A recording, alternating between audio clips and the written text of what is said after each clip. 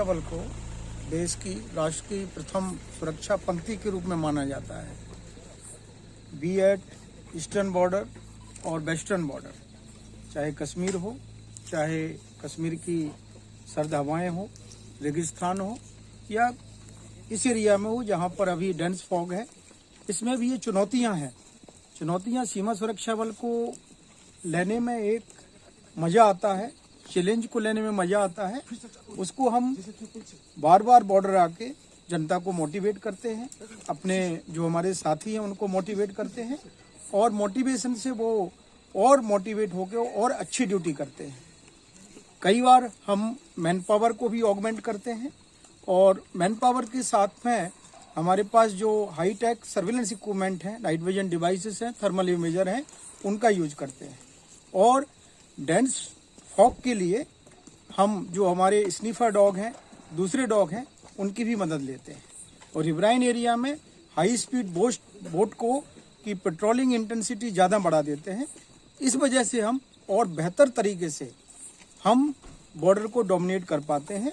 जहां तक dense fog का सवाल है, they are bound to come, and being a force personal, being a border man, we are ready to accept all these challenges.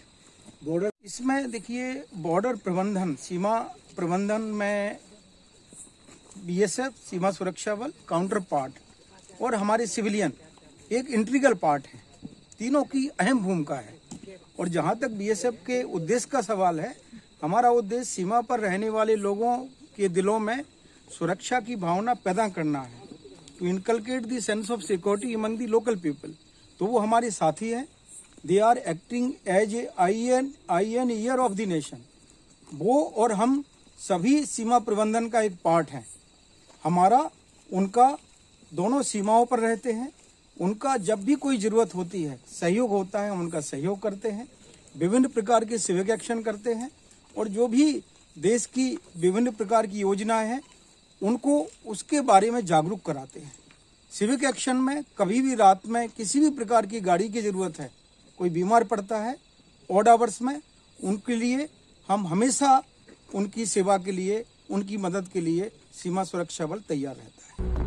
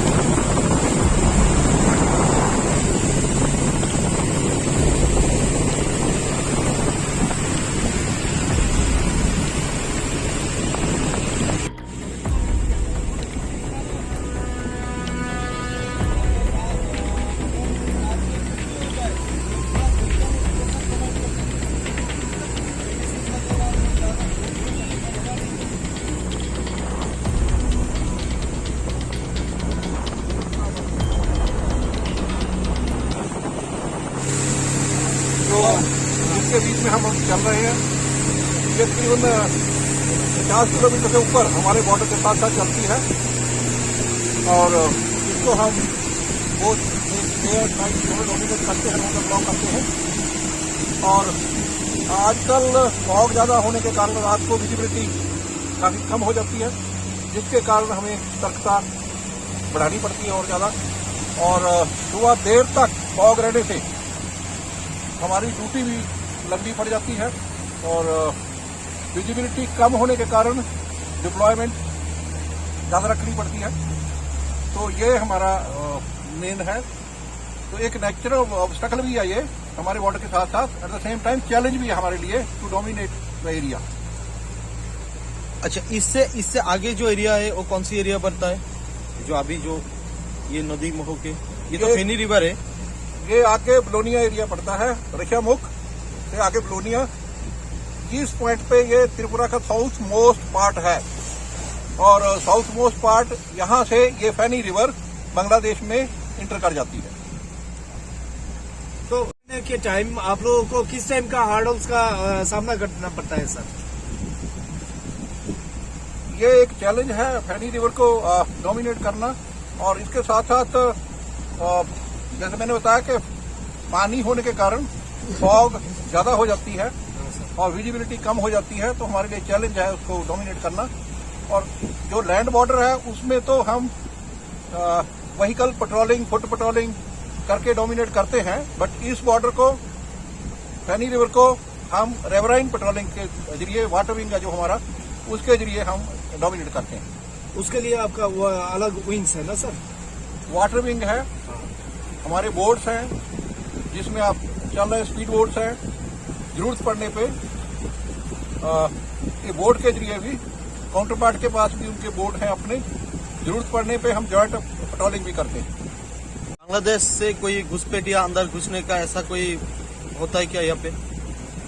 यहाँ ऐसे कोई इंसिडेंट नहीं आते, फिर भी इनएडवर्टेंट कोई करता है कोशिश, बट पानी के कारण रुकावट पड़ जाती है। फिर भी हमारे साथ, उनके साथ, बीजीबी के साथ में काफी अच्छे रिलेशन है और इन्फॉर्मेशन पास करने से वो पूरा कोऑपरेट करते हैं।